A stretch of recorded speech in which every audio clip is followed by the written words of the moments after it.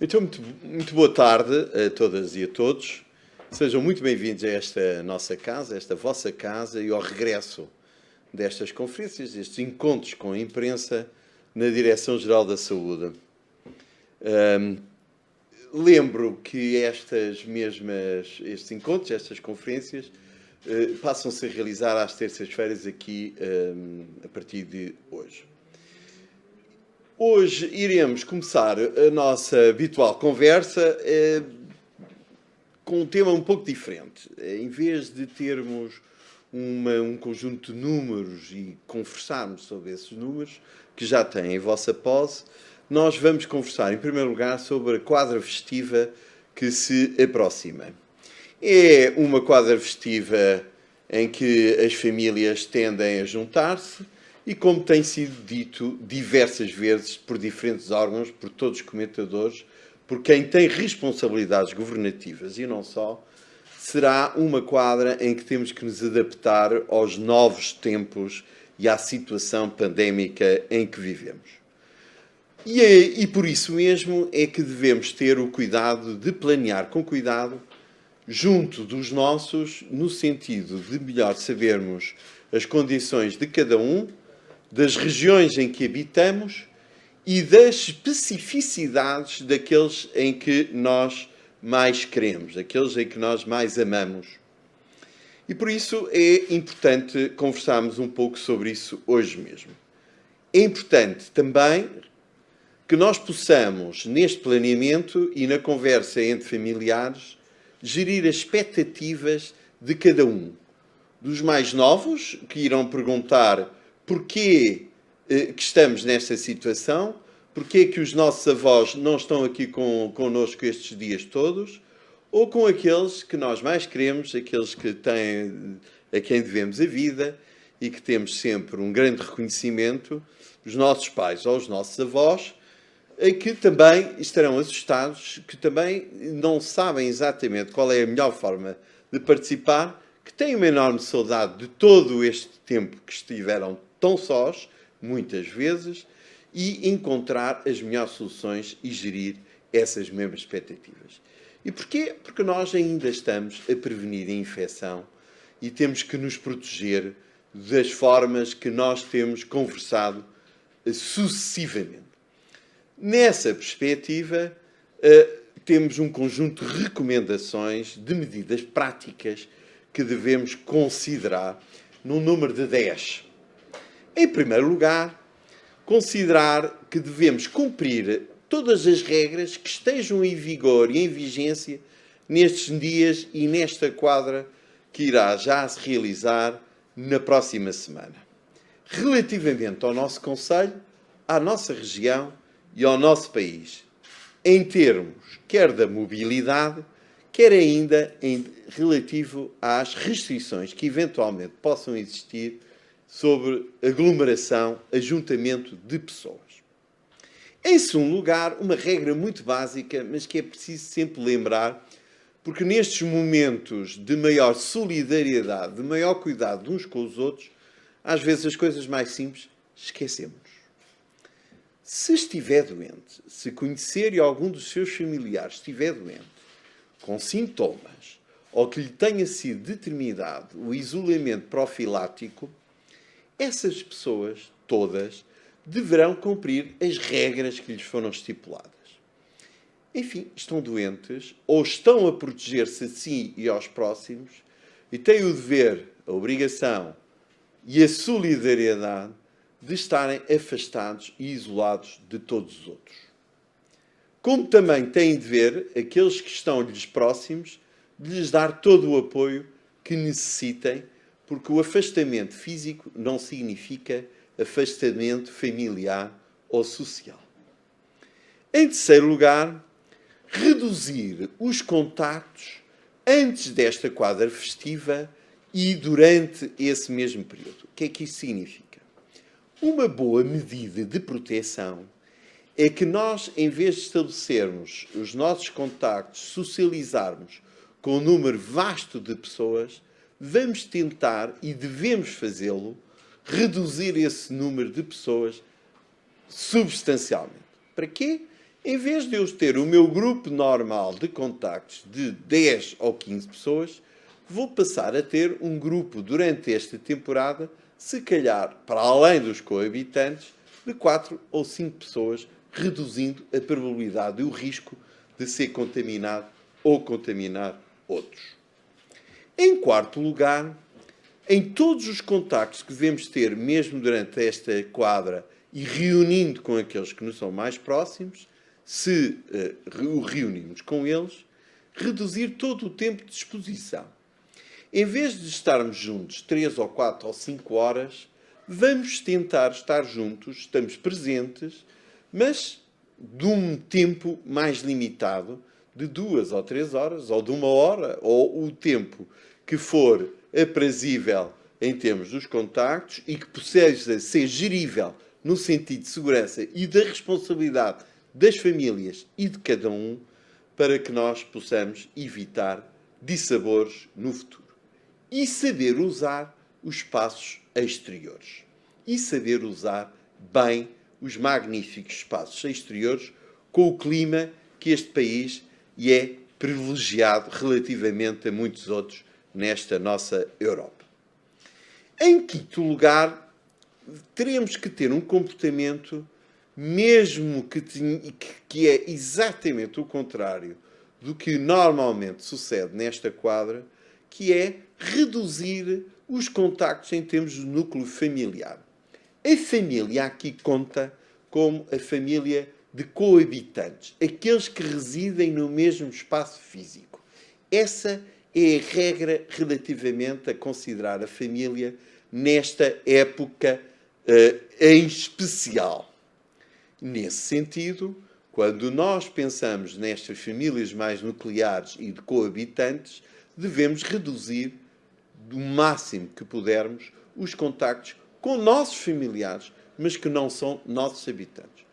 Os nossos irmãos, os nossos pais, os nossos sobrinhos, os nossos tios. E amigos, naturalmente, que possamos ter e devemos ter. Em sexto lugar, preferencialmente, devemos limitar todas as celebrações e os contactos nesta quadra festiva ao agregado familiar com quem se habita, tendo contacto com os outros membros, tanto quanto possível e desejavelmente, por meios digitais, por computador, por telefonemas, por visitas rápidas no quintal de uns e de outros, no patamar das escadas do prédio de uns e de outros, com uma troca simbólica de uma compota que um fez ou de algo que seja aprazível, de um contacto humano, um contacto de proximidade, mas com distanciamento físico. Em sétimo lugar, e precisamente sobre o distanciamento físico, deveremos-lo ter sempre em todas as ocasiões. Quando nos deslocarmos, se tivermos que nos deslocar, na preparação das refeições, as cozinhas, nesta altura, serão locais de alto risco, visto que são os grandes espaços de convívio entre pessoas e familiares, e, portanto, muita atenção, e distanciamento físico deve-se sempre considerar 1,5 m a 2 metros, mesmo entre familiares, desde que não sejam coabitantes, nos convívios que possamos ter, nas salas em que estejamos a partilhar e, obviamente, evitar de todo os cumprimentos tradicionais e que também já aprendemos de uma forma simples e que, de certa forma, até muitos de nós, provavelmente, já absorveram essas mesmas atitudes. Em oitavo lugar, lembrar que o arejamento dos espaços, a circulação de ar, espaços de maior volume, são espaços de maior proteção. Mas significa ser de maior proteção, não significa de eliminação de risco. Significa meramente ter menor risco. E nessa perspectiva, acumulando com todas as outras questões que já foram aqui colocadas, é mais uma forma de nós estarmos um pouco melhor protegidos, bem como que esses espaços sejam repetidamente desinfetados nas suas superfícies, nos objetos de eventual partilha comum e que nós tanto temos ouvido falar, mas especialmente e cautelosamente, como nos disseram há bem pouco tempo, devemos considerar. Em nono lugar, fazer as coisas simples. O lavar e a desinfecção das mãos frequentemente, a etiqueta respiratória, a utilização da máscara adequadamente em espaços fechados, mesmo em espaços interiores, se não conseguirmos garantir o distanciamento seguro. E nas nossas reuniões, de eventual reuniões familiares que tenhamos em agregados não coabitantes, lembrar que são, não por serem nossos familiares, de menor risco relativamente àquilo que possa ser uma co-infecção nas nossas próprias casas e transferir a infecção do núcleo familiar para outro núcleo familiar. Desinfetar as mãos, sempre e regularmente, a utilização da máscara de forma adequada, que tantas vezes chamamos a atenção e que podem ver os vídeos da Direção-Geral da Saúde, que também explicam e, portanto, revisitem estes vídeos nesta quadra em que muitos de nós poderão ter um pouco mais de tempo, a etiqueta respiratória, o distanciamento sempre garantido. E, finalmente, uma décima, que é os objetos comuns. Se estivermos juntos com agregados familiares não coabitantes, atenção às partilhas desses objetos, como, por exemplo, os talheres, os copos, etc.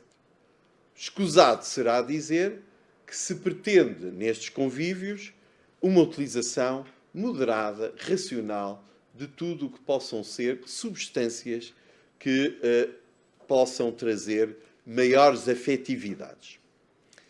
E não se esqueçam de cuidar dos mais vulneráveis e pensar nestes mesmos e em cada um e, por exemplo, determinar as diferentes valorizações de risco e protegê-los, seja em presença física ou mesmo com meios alternativos. O esforço de solidariedade tão presente nesta época natalícia, nesta quadra festiva, também é, de alguma forma, nós sabermos e demonstrar o amor que temos pelos outros, sabemos que protegemos-los se estivermos com distanciamentos ou tomemos atitudes e comportamentos que os protejam da melhor forma possível.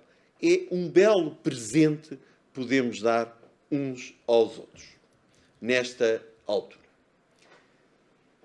Também queremos, naturalmente, fazer registro sobre o que é que aconteceu nas últimas 24 horas neste país e todas estas recomendações é para que daqui a 3 semanas, um mês, não tenhamos números substancialmente menos simpáticos, que estes já não o são, relativamente àquilo que possam ter sido os comportamentos adotados e excessivos nesta quadra festiva. Nestas últimas 24 horas, como estava a dizer, tivemos mais 2.638 casos, como sabem, dos quais lamentamos de uma forma muito clara, e eu em particular, os 84 óbitos que ocorreram nesta altura, substancialmente com as pessoas mais idosas. Hoje anunciamos ainda o registro de 5.761 novos casos recuperados e no final do dia de ontem estavam internados 3.206 doentes, dos quais 506 em unidades de cuidados intensivos. Lembremos ainda que todas as formas que possamos ter em relação a este período festivo deve considerar de uma forma muito substancial todo o esforço que está a ser feito pelos profissionais de saúde, pela saúde pública em particular, pelos municípios portugueses, por todas as entidades das instituições de saúde, sejam elas públicas, privadas ou do setor social, para que nós possamos honrar o que neste momento está a suceder em Portugal, demonstrado por uma incidência cumulativa, isto é, número de novos casos ao dia nos últimos 14 dias, que é a referência internacional e europeia para o país, com uma curva que aqui apresento e que pedi o favor de focarem tanto quanto possível, que é uma curva descendente. É uma curva descendente que nós temos que ter o respeito para que ela não se possa transformar daqui a um mês numa curva novamente ascendente. Mais do que isso, uma curva que irá ter repercussões no esforço dos cuidados de saúde e, em particular, dos hospitais, e ainda naquilo que todos queremos evitar, que é uma mortalidade aumentada sobre aqueles que possivelmente são os mais vulneráveis e não têm grande capacidade de transformar o seu próprio futuro. Muito obrigado. Fico ao dispor para todas as questões que queiram colocar. Muito obrigado. Muito boa tarde. Carla Diogo, da RTP. Tenho 3 questões. A primeira relacionada com a vacina contra a Covid-19. A Agência Europeia do Medicamento poderá aprovar a primeira vacina ainda antes do Natal, talvez no dia 21 de dezembro. Eu pergunto se Portugal está preparado para esta antecipação, se poderá começar a vacinar então mais cedo os portugueses. E ainda relacionada com esta questão, os portugueses que não estão inscritos nos centros de saúde para serem vacinados, como é que poderão fazer? Onde é que se deverão dirigir? Outra pergunta relacionada com os lares e as orientações para esta época natalícia. Pergunto se a DGS já deu alguma indicação nesse sentido, como é que os utentes dos lares poderão passar esta quadra natalícia, portanto, com a pandemia, se poderão sair dos lares, portanto, passar com os familiares, se vão alargar o número de visitas, o aumento também do número de pessoas, de visitas. Essa é outra questão. Para terminar, estamos a assistir também, não só na Europa, mas um pouco por todo o mundo, a mais medidas restritivas para esta quadra. Eu pergunto se Portugal, se os portugueses também, na altura do Natal, não poderão também assistir a medidas mais restritivas. Muito obrigada. Muito obrigado pelas suas questões, que certamente interessarão a todos. Em relação à vacinação, o papel da Direção-Geral é naturalmente muito relevante, mas também é muito relevante e, em particular, a Task Force que foi formada em termos da vacinação, muito bem gerida pelo Dr. Francisco Ramos, que tem um plano próprio e que naturalmente é um plano que é adaptável às circunstâncias como essa mesmo que fez referência em termos de antecipação daquilo que possa ser a autorização da vacinação. Quero dizer que é muito bom que nós tenhamos uma antecipação que não traga maior risco em termos de segurança dessa mesma vacina e que as normas europeias sejam cumpridas escrupulosamente, porque essa é uma garantia daquilo que é a Europa em termos do medicamento. E queremos que essa mesmo aconteça. Naturalmente que o esforço, se esse facto acontecer, estaremos a pensar numa antecipação de 8 dias em relação àquilo que é a vacinação e nessa perspectiva todo o esforço deve ser feito para que todas as questões logísticas sejam antecipadas por 8 dias e certamente que os meus colegas terão isso em conta. Mas quero ainda sobre a vacinação dizer mais 2 questões. A vacinação não vai ser um substitutivo numa primeira nem numa segunda fase, eventualmente nem numa terceira fase, daquilo que possa ser a nossa dinâmica de tempo das medidas de controle não farmacológicas, que foram estas que acabámos de referir relativamente a esta quadra natalícia. nós vamos ter que continuar a, durante um determinado tempo, que pode ser mais ou menos longo, a ter as atitudes corretas relativamente às proteções individuais e coletivas.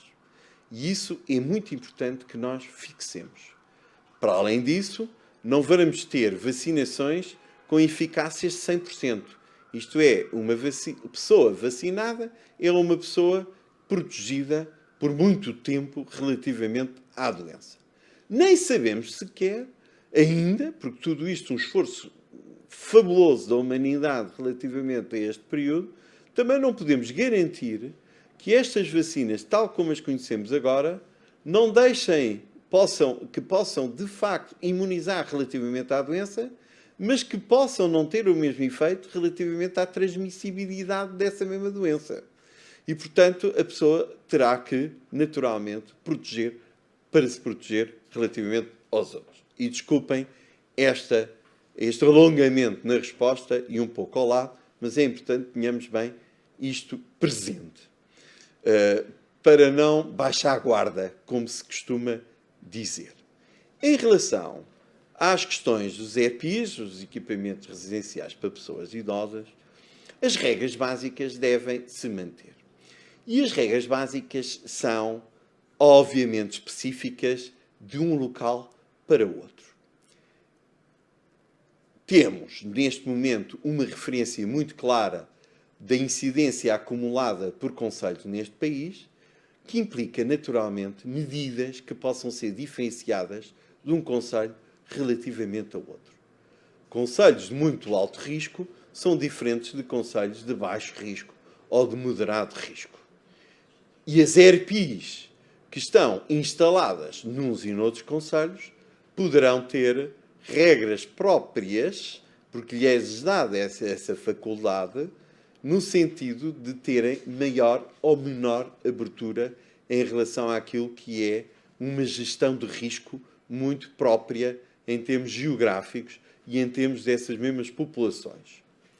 Não tem a Direção-Geral da Saúde regras específicas relativamente à quadra festiva, a não ser as regras genéricas. Teremos maior apetência para fazer visitas nessas mesmas instituições.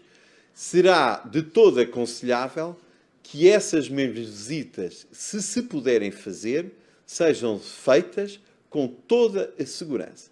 O que não significa que nós estamos afastados das pessoas, porque podemos estar próximos, utilizando alguma criatividade, que o neto faça um desenho especial para aquela avó especial e que aquela avó dê ao neto um objeto especial e que aquele fique imortalizado naquele momento de afetividade, sem correr riscos. E, portanto, queria deixar estas duas questões.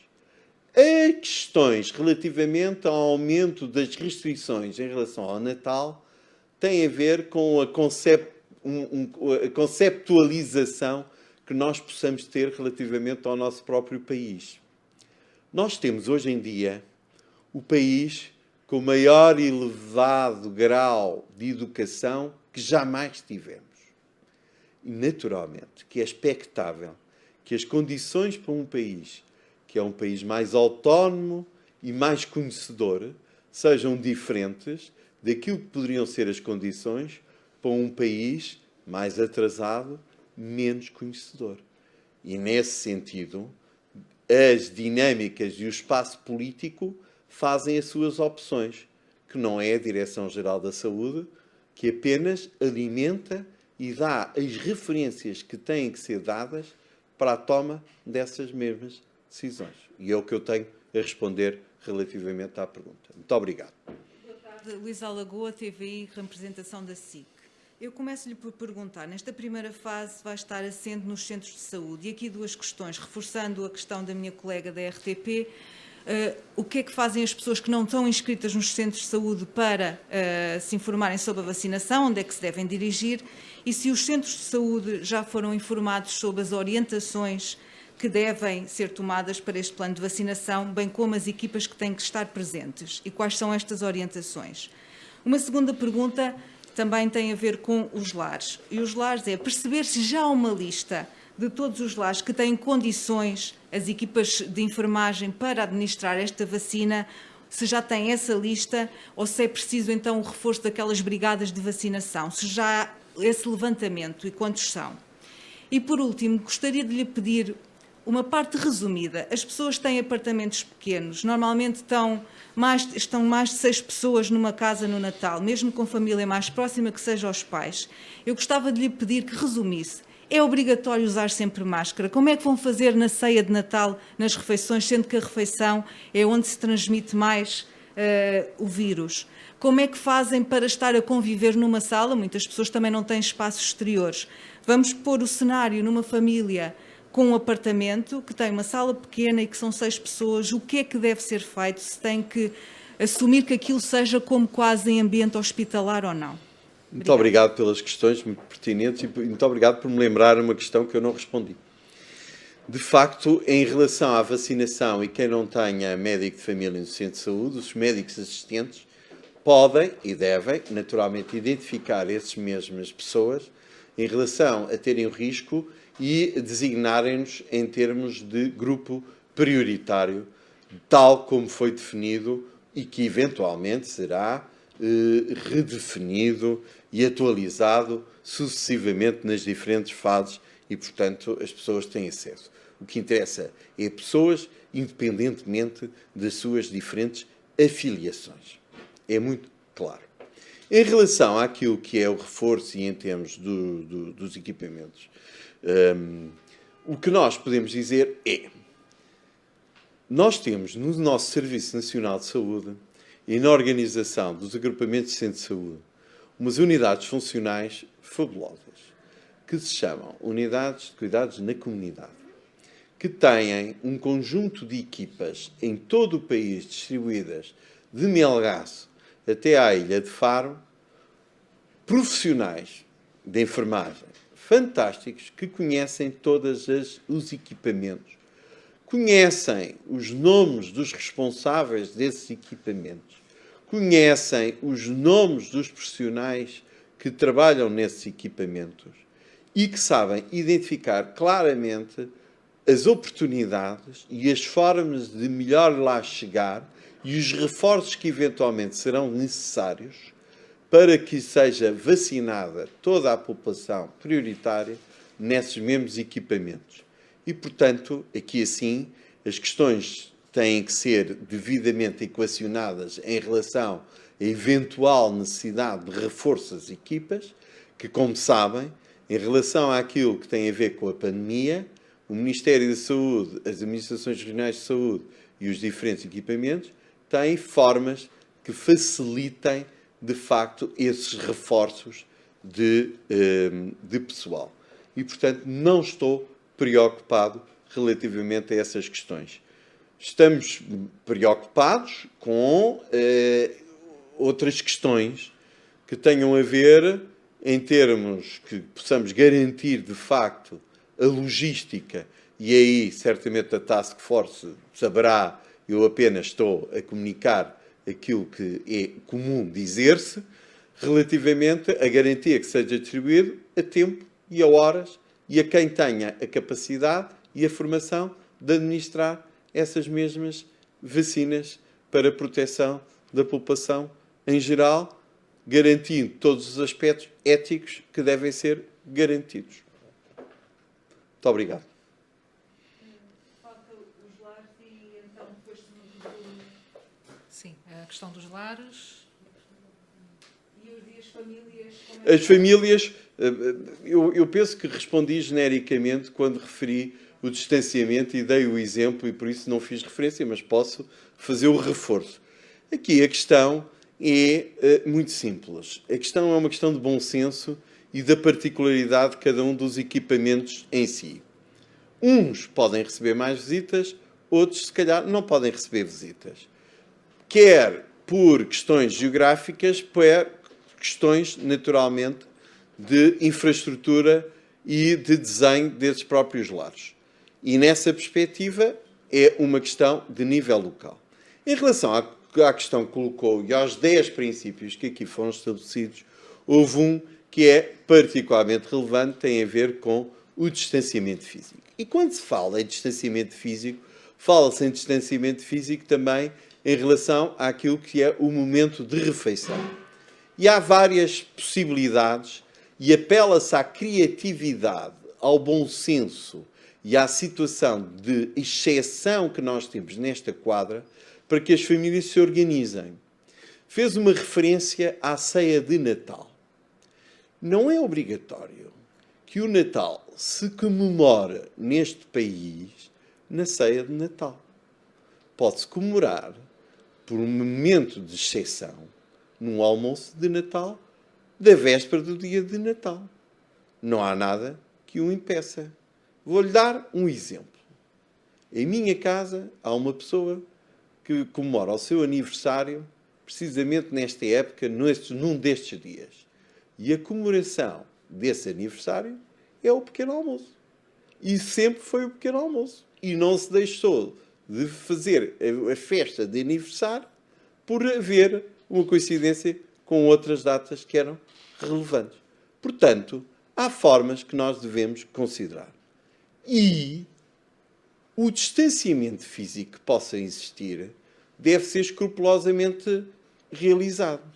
Se uma casa, um apartamento não tiver as condições de segurança que eu tenha da proteção daqueles que são mais vulneráveis ou que não sejam os meus coabitantes, devemos repensar seriamente se queremos juntar as pessoas naquele momento, naquele dia, da forma como sempre o fizemos, ou se porventura criamos outra alternativa, que é uma pequena visita sem refeição, em que a pessoa conversa com um tempo limitado, devidamente distanciado e com a criatividade que possamos ter numa tarefa em comum, que se calhar até seja diferente de tudo o que fizemos e que possa ficar marcado.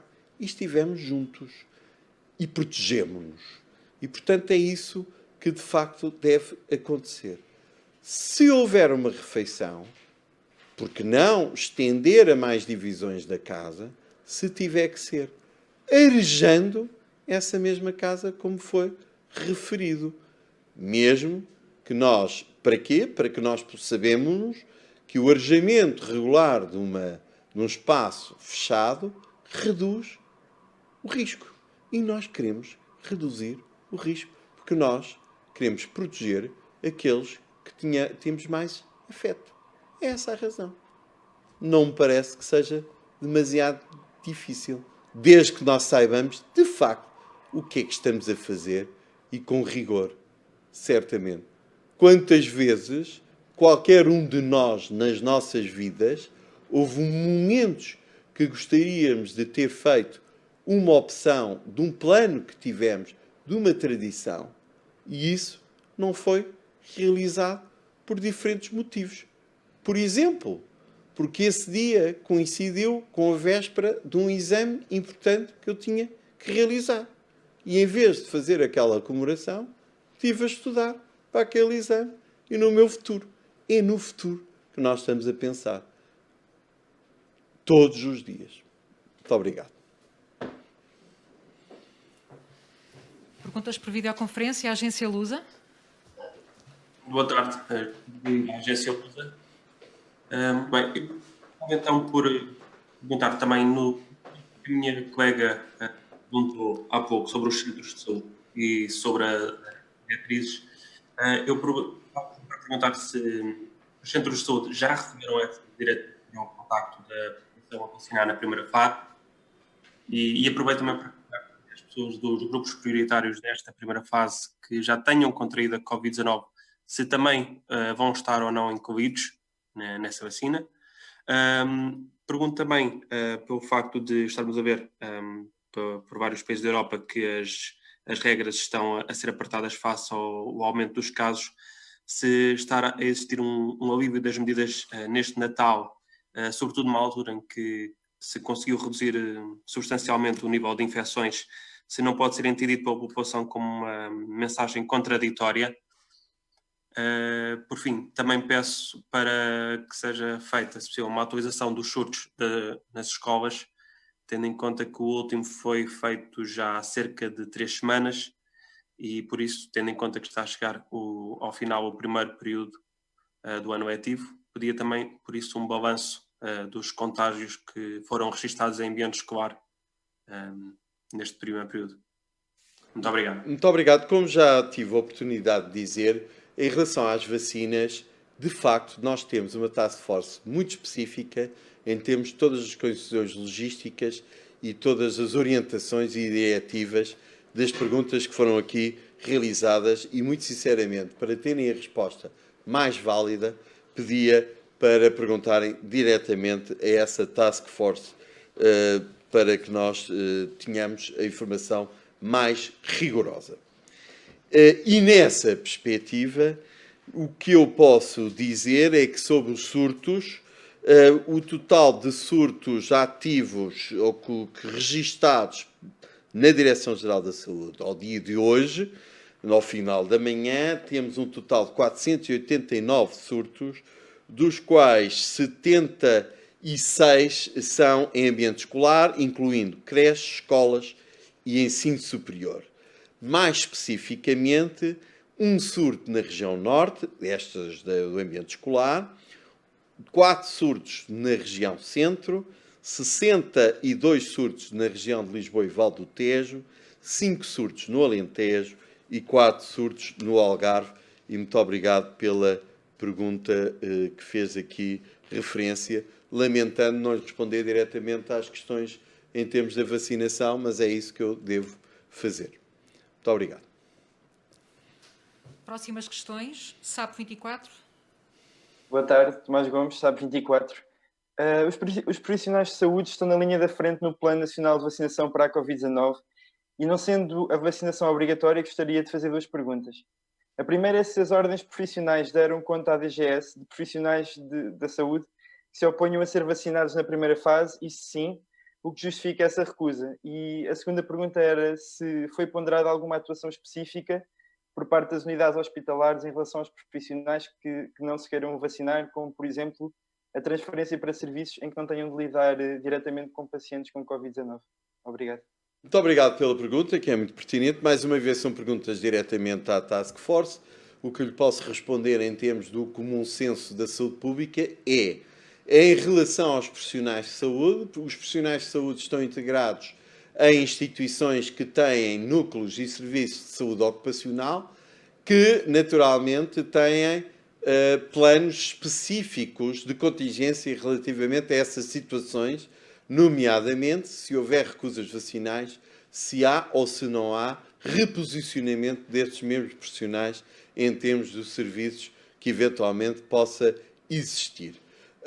Mas isso é uma questão caso a caso. O que nós sabemos é que, em relação à vacinação da gripe deste ano, os profissionais de saúde recorreram de uma forma que não tinham realizado, por exemplo, no ano passado, com uma aderência muitíssimo superior ao normal e, portanto, é com isso que se conta, como também se sabe pelos estudos realizados, que em relação à população geral do país, a intenção de recusa vacinal é muito baixa ou substancialmente baixa, não querendo dizer com isso que, naturalmente, estejamos descansados numa proteção da população no seu todo e faz parte da missão da Task Force exatamente reforçar e aumentar a aderência. Muito obrigado. Últimas questões. Porto Canal. Boa tarde, João Pereira do Porto Canal. Tinha aqui 2 perguntas, se for possível, e se me permitissem. A primeira mais simples e mais direta e tem a ver com os testes rápidos, porque aqueles não estão ainda a ser usados de uma forma mais massiva no nosso país, como já acontece noutros países, e se há alguma evidência científica que a DGS tem para que estes testes não estejam a ser utilizados de uma forma mais massiva. E depois uma segunda pergunta que está relacionada com um estudo da Universidade de Harvard, nos Estados Unidos, e que tem que ver com uma partícula fina suspensa no ar, a PM2.5, e esse estudo dá conta de uma relação entre essa partícula fina e os casos mais graves da doença de Covid-19. Portanto, dá conta de que as pessoas a inalarem essa partícula poderão ter casos mais graves da doença.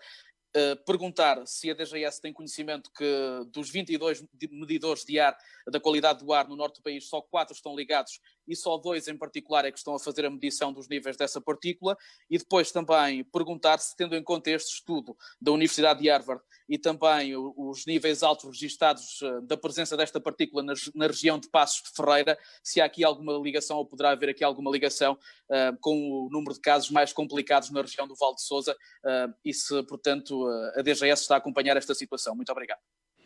Muito obrigado.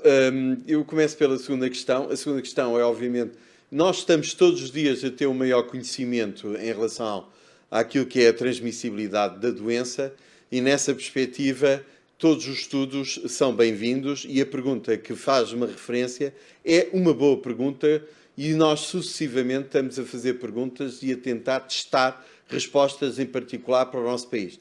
É uma possível resposta em termos daquilo que aconteceu numa determinada zona geográfica, como muitas outras que, entretanto, também teve explicações e que estão a ser estudadas, por exemplo, pelo ISPUP da Universidade do Porto.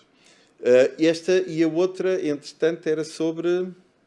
Sobre a questão dos testes rápidos, porque é que não estão a ser usados Os de uma testes forma mais rápidos massiva? têm, de facto, uma orientação muito que a Direção-Geral da Saúde tem.